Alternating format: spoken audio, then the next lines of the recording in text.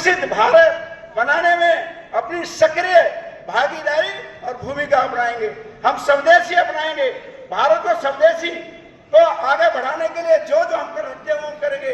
2047 से माननीय प्रधानमंत्री मोदी जी ने कहा है कि ये देश विकसित भारत बनना चाहिए, लेकिन भारत विकसित जब भी होगा जब इस देश का सब समाज आगे बढ़ेंगे।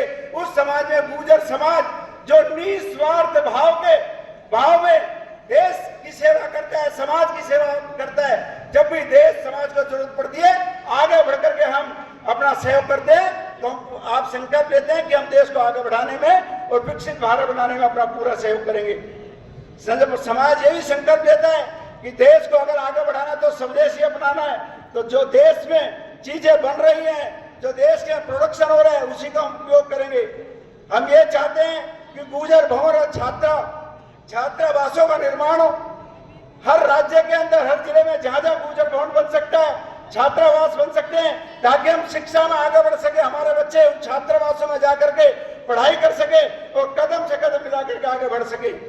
सामाजिक कुरीतियों का परित्याग करने के लिए हम तैयार हैं। जो जो समाज के अंदर कुरीतियां आ गई है उन सभी कुरीतियों को दूर करेंगे, कंधे से कंधा मिला के चलेंगे और देश के कानून व्यवस्था में बंद करके देश को आगे बढ़ाने का काम करेंगे।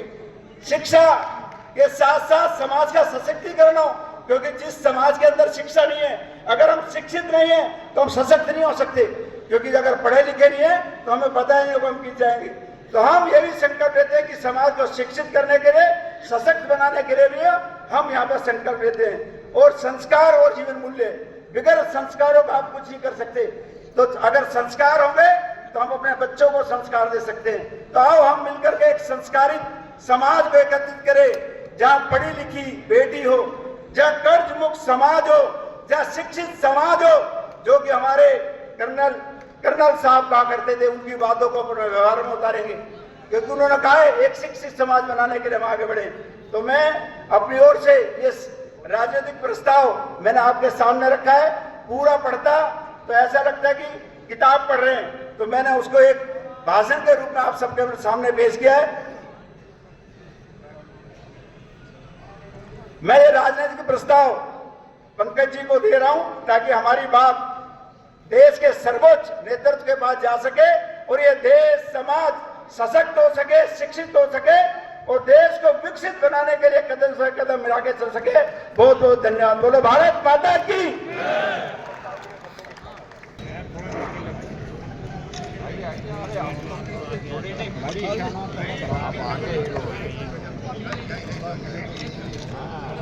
वेट एक बार सर, यहाँ देखिएगा सभी एवरीवन। वेट,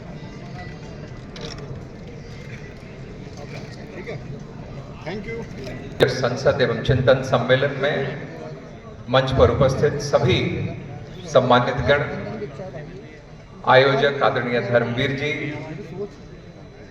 मेरे भाई आदरणीय अमरोहा से सांसद आदरणीय श्री कंवर सिंह तंवर जी, श्री तिलक राम पंवार जी, एमपी राज्यसभा श्री गुलाम अली खटाना जी, बहुत वरिष्ठ नेता फॉर्मर मिनिस्टर श्री अब्दुल गनी साहब, हमारे नोएडा से ही भारतीय जनता पार्टी के वरिष्ठ नेता हैं श्री नवाब सिंह नागर जी, गुजरात से हमारे वरिष्ठ नेता और हमारे उत्तर प्रदेश के भी सह प्रभारी के रूप में जिन्होंने हम सब लोगों का पार्टी में बहुत मार्गदर्शन किया, ऐसे आदरणीय श्री गोवर्धन भाई जाड़पिया साहब, प्रोफेसर आर के गुर्जर जी, श्री ए के पवार जी, श्री हातम सिंह जी, श्री अशोक नागर जी, मंच पर उपस्थित सभी सम्मानित जन, आदरणीय गुरु जी, और जिनका नाम भी मुझसे छूट भी रहा हो मैं उन सबसे क्षमा चाहते हुए, मेरे सामने बैठे हुए सभी बड़े बुजुर्गों, मेरे भाइयों और बहनों, सबसे पहले तो मैं यहाँ उपस्थित अपने सभी बड़ों के चरणों में मैं सिर झुका के मैं प्रणाम करता हूँ। आप सब लोगों का अभिनंदन करता हूँ। आदरणीय सुनीता बैचला जी भी यहाँ पर हैं। बिल्कुल मैंने इसीलिए कहा कि कुछ अगर छूट भी रहा हो तो बिल्कुल तो सभी का मैं यहाँ अभिनंदन स्वागत करता हूँ। सबसे पहले जैसा अभी यहाँ पर अभी चर्चा हो रही थी, तो अभी आदरणीय जेपी जी ने भी इस बात को रखा सबसे पहले तो मैं भगवान देव नारायण जी के चरणों में मैं प्रणाम करता हूं, उनका नमन करता हूं। और सही मायने में उन्होंने ही उस समय समाज की रक्षा, अत्याचारियों से रक्षा, आक्रमणकारियों से रक्षा किया, अपने संस्कृति की, अपने समाज की उन्होंने रक्षा की थी।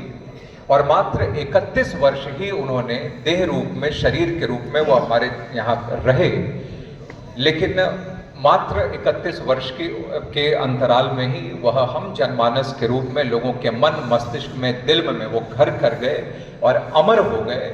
ऐसे परम श्रद्धेय भगवान देव नारायण जी को मैं नमन करता हूँ, उनका यहाँ पर मैं उनको याद करता हूँ।